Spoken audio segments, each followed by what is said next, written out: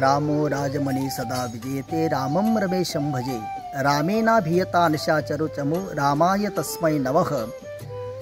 आपला पुरातन काळातील असणारा हा दंडक अरण्याचा असणारा हा भाग आणि याच पवित्र भूमीमध्ये भगवान रामचंद्र प्रभूंनी वास केला आणि म्हणून भावार्थ रामायणामध्ये संत श्रेष्ठ एकनाथ महाराज म्हणतात की आश्रमा आला रघुपती परम आल्हाद महामती राहोनिया सीतापती पूजियला।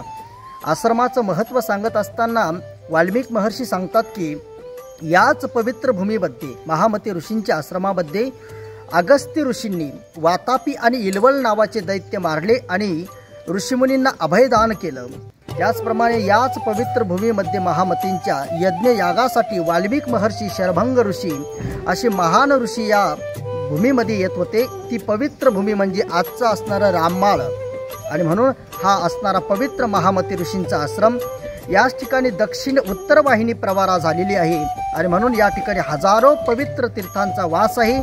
प्रभू रामचंद्रांनी वास केल्यानंतर महामती ऋषींना भगवान म्हणतात की या आश्रमामध्ये वास केल्यानंतर मला इतका आनंद प्राप्त झाला की काय सांगायचं। महामतींना भगवान म्हणतात की परम आल्हाद माझ्या जीवनामध्ये प्राप्त झाला आणि म्हणून अशी ही पवित्र भूमी म्हणजे राममाळाची आणि स्वानंद सुखनिवासी सद्गुरू यशवंत बाबांनी याच ठिकाणी वारकरी पीठ निर्माण केलं आणि संपूर्ण पंचकृषीला नवे तर संपूर्ण महाराष्ट्रामध्ये वारकरी संप्रदायाची असणारी ही भक्तीची असणारी पताका फडकवली आणि म्हणून असा पवित्र आश्रम म्हणजे तो सद्गुरू यशवंत बाबांचा आणि पुरातन काळातील असणारा अगस्त्य बंधू महामती ऋषींचा आणि म्हणून या पवित्र आश्रमामध्ये सर्वांनी यावं।